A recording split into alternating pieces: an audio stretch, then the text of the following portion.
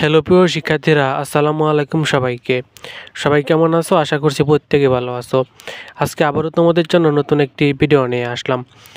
তো আজকের ভিডিওতে আমি আলোচনা করব এইচএসসি পরীক্ষা 2024 ছাত্রছাত্রীরা পরীক্ষা দিতে চায় না, তারা অটো পাসের দাবি জানাইতেছে।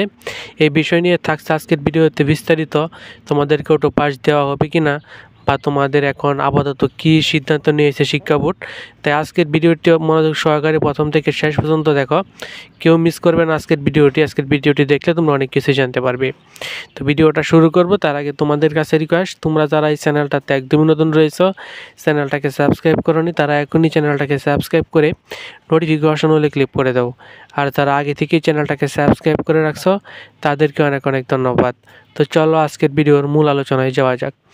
এইচএসসি পরীক্ষা 2024 ইতিমধ্যে কিন্তু তোমাদের শিক্ষা বোর্ড থেকে যে পরীক্ষাটা স্থগিত করা হয়েছিল, অর্থাৎ 11 তারিখতে যে পরীক্ষাটা হওয়ার কথা ছিল সেই রুটিনটা তারা কিন্তু বাতিল করেছে এবং স্থগিত করেছে। তখন থেকে ছাত্রদের যে বিষয়টা সেটা হলো যে বিভিন্ন ইউটিউবাররাও বলতেছে যে অটো পাস দিয়ে দেবে। তবে আমি প্রথম থেকে বলতেছি যে অটো পাস দেওয়ার সম্ভাবনা খুবই কম। কিন্তু অবাক করা বিষয় হলো যে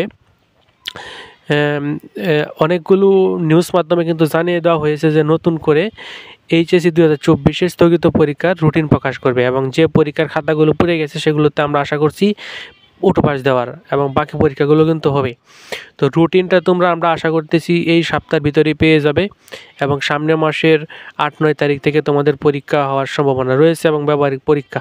তো সামনে যেহেতু আরও পূজা রয়েছে, পূজার আগেই বোর্ড পরীক্ষা মানে যে বেসিক সাবজেক্টগুলো ব্যবহারিক পরীক্ষা ছাড়া, আর ব্যবহারিক পরীক্ষার যে বিষয় অর্থাৎ লিখিত পরীক্ষাটা পূজার আগে শেষ করে ফেলবে এবং পূজার বন্ধের পরে সম্ভবত ব্যবহারিক পরীক্ষাগুলো হবে, এটাই আমরা আশা করতেছি। আপাতত তোমরা যারা আন্দোলন করতেছো, চাইতেছো যে অটো পাস দেওয়া হোক, তাদেরকে আমি একটা কথা বলবো, এইসব চিন্তা মাথা থেকে বাদ দিয়ে এখন থেকেই মনোযোগ সহকারে ভালো করে পড়াশোনা করতে থাকো। কারণ তোমাদেরকে অটো পাস দিবে না, এটা শিক্ষা বোর্ড সাপ জানিয়ে দিয়েছে। এখনও যদি তোমরা এই বিষয়টা না বুঝো তাহলে এটা তোমাদের ব্যর্থতা।